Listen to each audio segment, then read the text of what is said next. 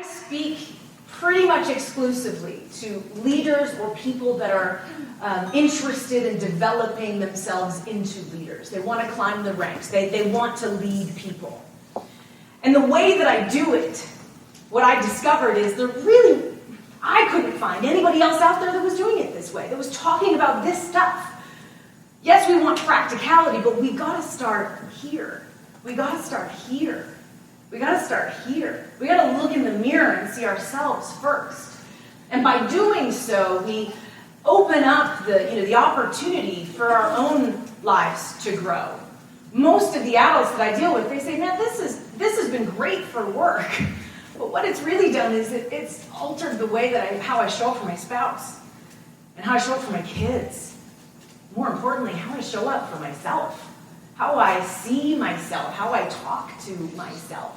So I'm going to give you a little quick Psychology 101, just so that you know that this is founded and grounded in science. This isn't just me making up fluffy stuff. That's what a lot of people call this stuff. This is what we call soft skills. Now, soft skills sounds pretty man-to-pantsy, I think. These are laser skills. So we're going to ground it in science, just in case you don't feel like this is what you need to do. Because I will tell you this, as a total caveat, leadership is one of the most inefficient things ever, right? Relationships are not efficient. It takes a lot of time, it takes a lot of effort, it takes a lot of energy. So if you're looking for the hack, the leadership hack, you ain't gonna find it here. If you're constantly focusing on what you don't want, you may, and this is my very sophisticated graph, you may end up improving that one little thing. But what happens when, and there's a ton of research about this, if you focus on strengths and capacity, your already existing abilities, what happens is you build self-esteem.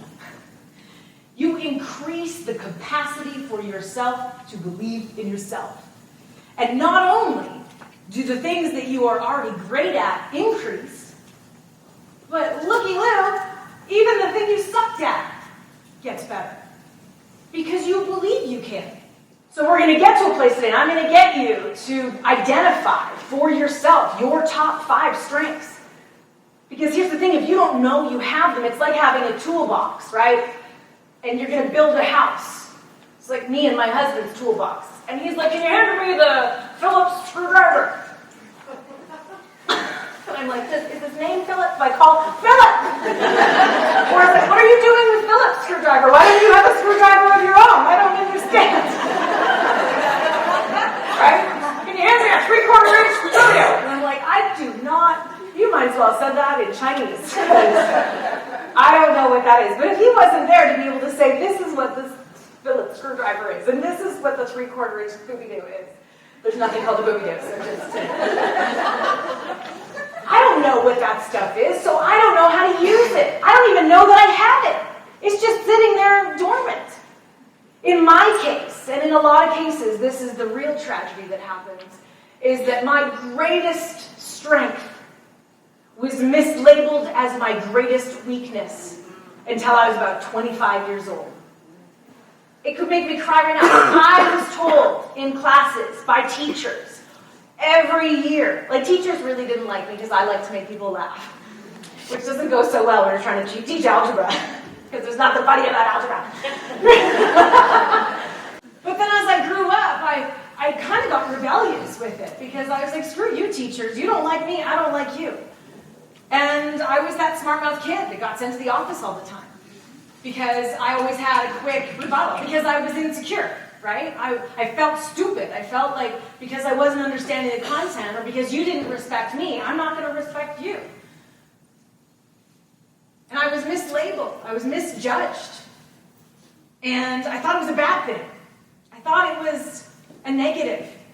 And now here I've made an amazing career out of the fact that I like to talk and make people laugh. So today we're going to go there. We're going to get into our strengths.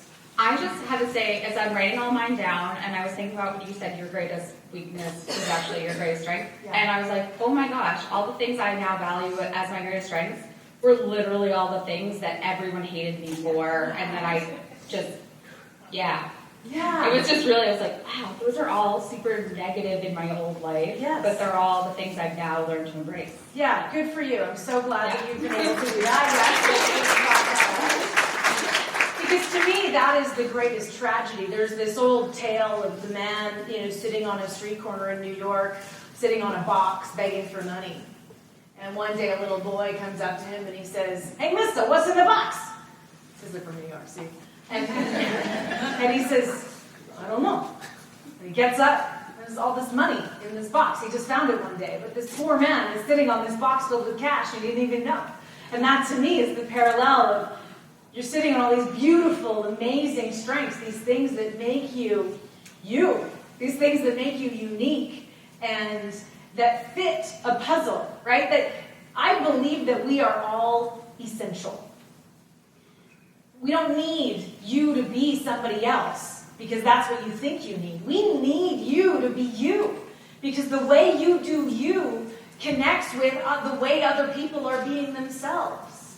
You have to find a way in order to be effective in this world to your maximum capacity.